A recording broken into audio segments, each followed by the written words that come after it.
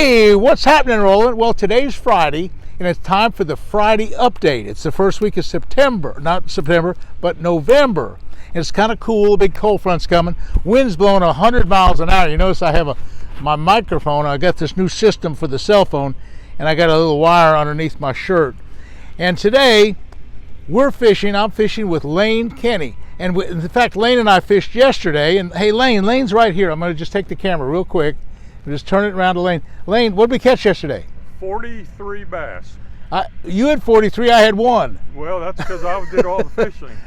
You did the instructing. Well, and we didn't have anything too many, maybe a couple 5-pounders, but that was about it. Let's see, you got a 5-pounder. You got a 5-pounder today, I think you just caught. You might let him go. Yeah, I think just go ahead and release him. It's a catch and release lake. Ward just caught this one. Yeah, that's a good. Okay, well that's Lane just caught that one, and we pulled up here just a minute ago, and I guess what we've caught. How many fish have we caught here? About 10. About 10 right here.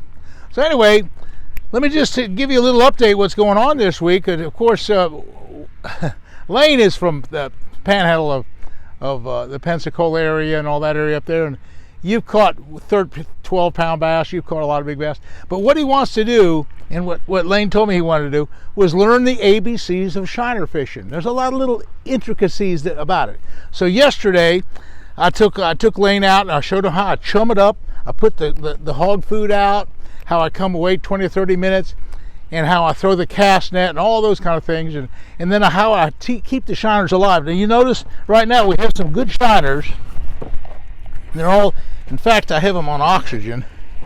See, this is an oxygen tank, and that's oxygen. You can see the bubbles of oxygen coming up.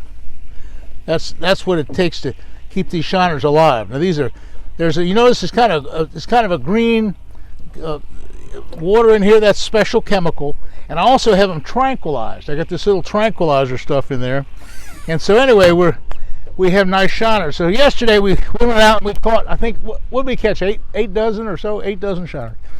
So that's kind of what we're fishing with today. We're fishing with the shiners we caught yesterday.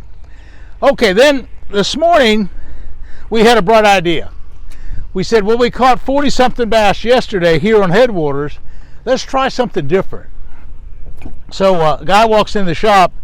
Captain Mike came in with his airboat, Arnoldy, and he said, man, I've been catching all sorts of bass up there at Three Forks. So Lane and I said, let's go to Three Forks. We followed Mike up there. We went way down the lake, and what did we catch, Lane? We caught 4 or 5 or something. We had some mudfish, and finally we said, well, heck, we're catching a lot more fish on Headwaters than we are on the Three Forks. Even though the Three Forks has produced some 12-pound bass and 11-pound bass, right now, I don't know if it's producing much anything, but we caught them pretty good for the last week or so. Now, what happened last Friday, I don't know if you remember, I did an update, and I think after I'd done the update, or maybe just as I did the update, right at 4 o'clock, we were down to the last 2 shiners that we had in the tank, and I told this guy, okay, we're going to leave about 4 o'clock because I had a dinner engagement, and he had to go home too.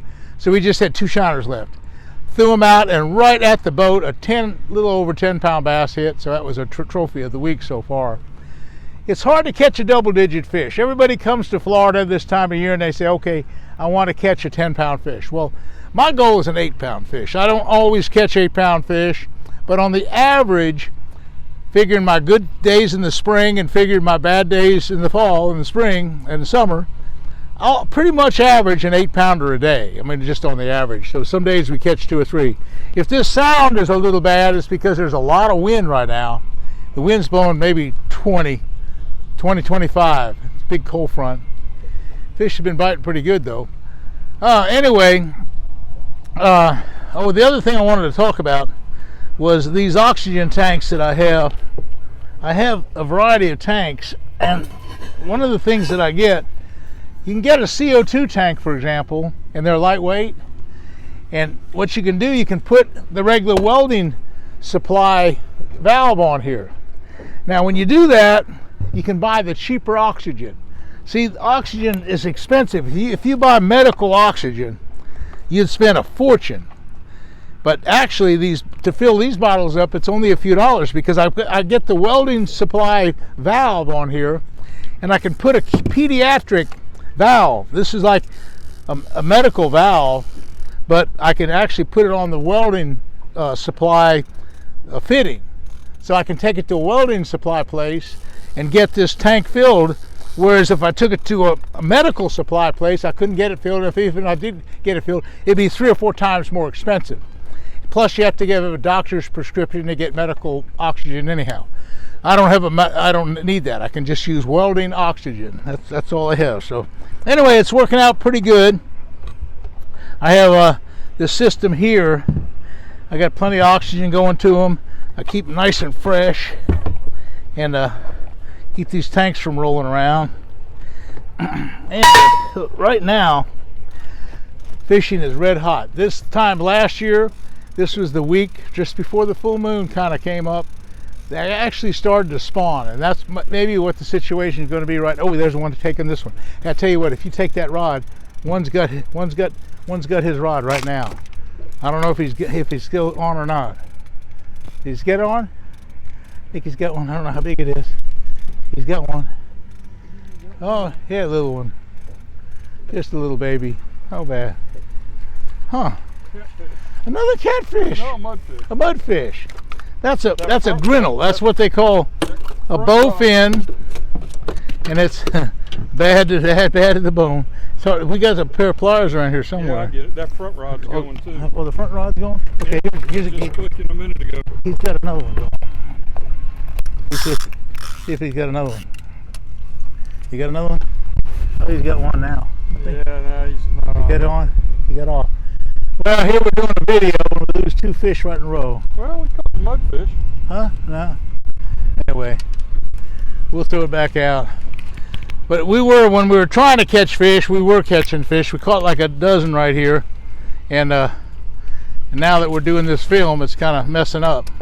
Okay, well here, if you can just turn it around, it's just a few more seconds. I wanted to talk about what this coming up. You know, right now we have the fall season coming up, and what you have to think about is coming to Florida and fishing for trophy bass.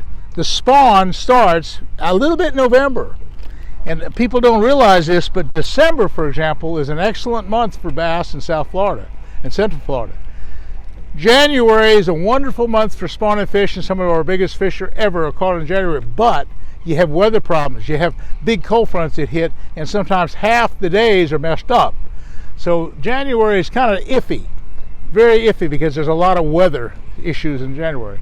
February is not much better, but again, it's a little bit better weather than January, and so you have a better chance for more good days. And what you want when you come to Florida, here's what you want. You want a rising water temperature. You want to have a cold front like it's hitting now, cool the water down, mess up the water, muddy it up, whatever happens, and then in a day or two, when it calms down and the water rises, the water temperature rises up, that's when the fish go to spawn. That's when the fish really bite.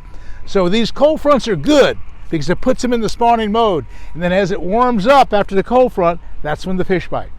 So January, February, and March is golden.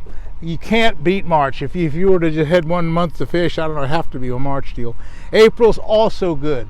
May, the fish even spawn as late as June. But anyway, coming up, everybody asked me when's the best time to come to Florida, and all I have to say is watch the weather. Weather is the critical issue, and you want to avoid the cold front. When you have water temperatures, say below 70, you're in trouble. You want water temperatures above 70. That's just a couple of things I wanted to mention. I know you're planning a trip to Florida, and the fishing's red hot here at Headwaters. I keep talking about the creel studies that we have, and this lake, it leads the country, actually the country. It leads the state of Florida for sure in the number of fish caught. They have creel studies at the dock, and each and every day this lake produces more fish than any lake in the state. Anyway, that's the update for the week. We'll talk to you again soon. Hey, thanks for watching.